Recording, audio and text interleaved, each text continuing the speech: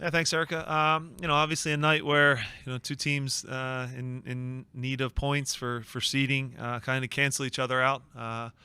Thought defensively as a team we didn't give Andre much to do. I thought we were organized, hard to play against. Um, Needed to be a little sharper, I think, in the final third of the field. Obviously, passing. Sometimes when we should shoot, shooting when we should maybe pass. Getting those plays right. We were a little bit off tonight. But overall, again, it's a point. Obviously, now need Nashville to maybe do us a favor and beat New England, and that would set things up for us finishing in the top four. But again, it'll go into the final week on decision day, and we'll look to try to take 3 points and get as high as we can in the Eastern Conference.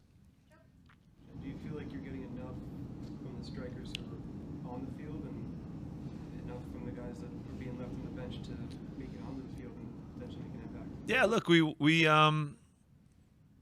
monitor our guys every day in training, and we put the ones on the field that deserve to play. And that's kind of how it goes. There's been some busy stretches, and some guys have gotten opportunities and taken them. And every minute's going to matter, and we're going to need everybody down the stretch. So, our best offensive group was on the field tonight, and we got shut down by a pretty good Nashville defense. They tend to get 8 guys behind the ball, block things, make it hard on you, and we weren't able to crack through tonight, so that was tough. Aerial body in the box. It was also to get Jose a little higher on the right-hand side, and just have someone that was sitting in there. Yeah, also, set pieces, it helps too when they have Zimmerman coming forward on attacking ones, and then offensively maybe Jack can make a play. But, yeah, a little bit thin, obviously, and that was the decision we made there when Ali cramped up. When you're on the sideline watching it all unfold, where's the balance in your head of, is there something different I can do, or just let these guys try to break through? Like I said, the best attackers were on the field at the end of the game, and that's the guys that are going to take us to on another MLS Cup run, or or it's going to be hard, one way or the other. So, yeah, we didn't create enough. We want to score goals at home. We didn't concede much. So overall, again, it's a point. We'll move on. Doesn't sound like the most ringing endorsement I've ever heard Of what? of everybody else. No, the guys are on the bench. I mean, we changed Mikel. Mikel came in and tried to help us win. And we didn't score. Comes off the bench, gets the start, gives Jack a little bit of a rest. Had like 7 or 8 recoveries, a couple big tackles to keep Nashville from really getting in and getting a good chance on net in the first half. What did you see from him, and how important was he to keeping the clean sheet tonight? Yeah, Damien was excellent tonight. He has the speed, the physicality to deal with a player like Mukhtar, who's an MVP in space. Alone 1v1, he did an incredible job. And kept him fairly quiet on the day, which is not easy to do. So really happy for Damien. He's been excellent for us all season long.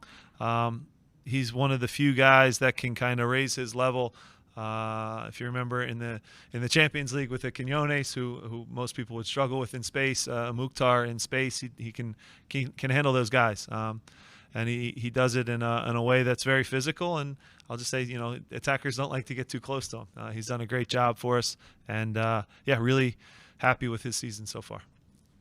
Jim, you mentioned the thinness, obviously, of the squad and the bodies and the injuries. Do you know how Jesus is feeling? Obviously, not on the sheet, but is he traveling to Venezuela for the Brazil and Chile game? Yeah, no. Right now, he tried to train yesterday. The ankle blew up too much. He was close to trying to train. It'll be kind of day by day. He obviously wants to get healthy in time to go to those games. But if he's injured, we have to do what makes sense. And we'll see how quickly he can recover. But we miss him a little bit tonight. But again, we still have with Mikel, with Julian and Danny out there. That's 100 goals in the last 2 years. So those are the guys I'm going to go with. I know everybody loves backup quarterbacks, but those are the guys. With Bedoya, was his substitution just timing, or obviously I saw him Yeah. trying to get some stretching done? Yeah, he cramped towards the end. The one that he reaches for on the clip ball that Jack just missed him. So again, he's stretched, cramped up a little bit. Cramps are tricky because you can go and then they can give out your legs at any moment. So we were kind of proactive on that one and just put Jose a little higher on the right and just had Jack kind of hold down the 6. Hey Jim, what was your thoughts about the fans chanting tonight, "Pay Kai Wagner"? Yeah, that's we've heard that one here. We've heard that one before. I think I've made my statement on Kai. I think everybody knows where I stand on Kai. He's a great player that I'd love to play for the Philadelphia Union forever. And again, we'll see what happens. I'm always optimistic and hope something can still have a solution there that works for both sides. And do you feel like tonight it seemed like there was a lot more passing instead of taking the shots on the goal? A lot of shots got blocked. Again, Nashville's tough to break down. I think they've given up the least goals in the league, and they don't give up many chances. Conversely, they didn't create a ton either, so unfortunately we canceled each other out. And yeah, hope we don't play Nashville in a 3-game series because you guys will fall asleep. Adrian Heath got dismissed this week. Yeah. Wayne Rooney announced tonight he's leaving. You're still up near the top of the charts that there's ever been in this league. What do you think? Of just all the change.